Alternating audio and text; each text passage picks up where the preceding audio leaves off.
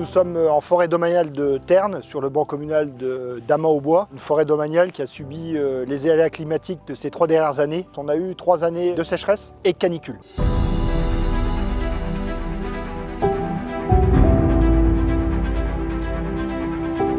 Les scolytes sont apparus parce que les arbres étaient stressés par le manque d'eau. Un arbre sain, en temps normal, il va émettre de la résine et il va résister.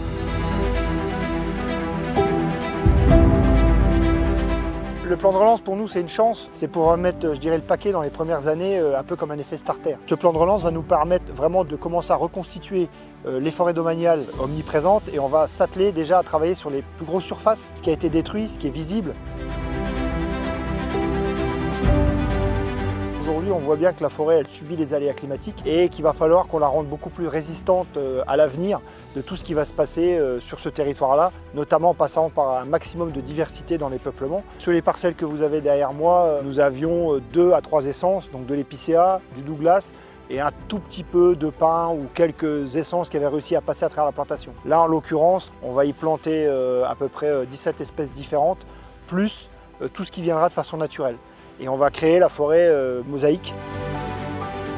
Aujourd'hui, on a une arrivée d'un lot de plants forestiers, donc des chênes et des fruitiers, des alisiers. Ils vont prendre les plants un par un, ils vont les compter, vérifier le nombre de plants qu'on a dans la botte. Et après, on a une démarche sur la qualité du plant. Donc le système racinaire qui est vérifié principalement, la tige, la partie aérienne, et puis la vérification du collet. On a planté une essence majoritaire qui est le chêne Cécile.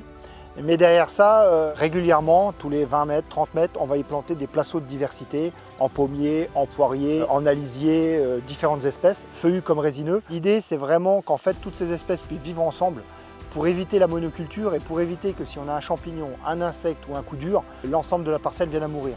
Alors, on espère que toutes réussiront.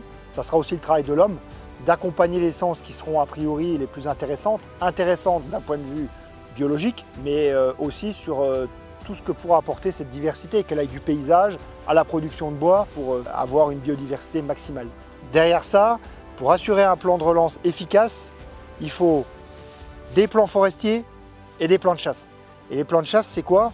C'est arriver à prélever un certain nombre d'animaux sur cette parcelle pendant quelques années, 2 à 3 ans, le temps que la forêt repousse, et donc d'éviter que les animaux fréquentent cette parcelle-là en consommant les plants qu'on aura introduits et en broutant toute la diversité qui pourra s'exprimer. C'est-à-dire qu'on est obligé de passer par cette phase-là de régulation pour ensuite revenir sur des choses beaucoup plus à l'équilibre par rapport au milieu. Avec le plan de relance, il y a effectivement une mobilisation de toutes les équipes sur l'agence Vosges-Ouest. On a fait appel à des sous-traitants locaux et des partenaires aussi sur ce plan de relance qui est quand même considérable. On a quand même des hectares à reboiser. Et ce plan de relance va servir en quelque sorte aussi une relance économique de la filière bois et de toutes les entreprises de travaux forestiers locales avec qui on a l'habitude de travailler aussi dans le cadre des reboisements. Pour moi, on change d'air parce qu'on ne fera plus comme avant. On va devoir changer un petit peu notre fusil d'épaule et de regarder comment on va arriver à travailler avec ce qui nous arrive, les évolutions climatiques. Il faut surtout beaucoup d'humilité pour arriver à renouveler ces forêts-là. Le plan de relance, c'est une véritable chance pour pouvoir se donner le moyen de réfléchir et d'agir.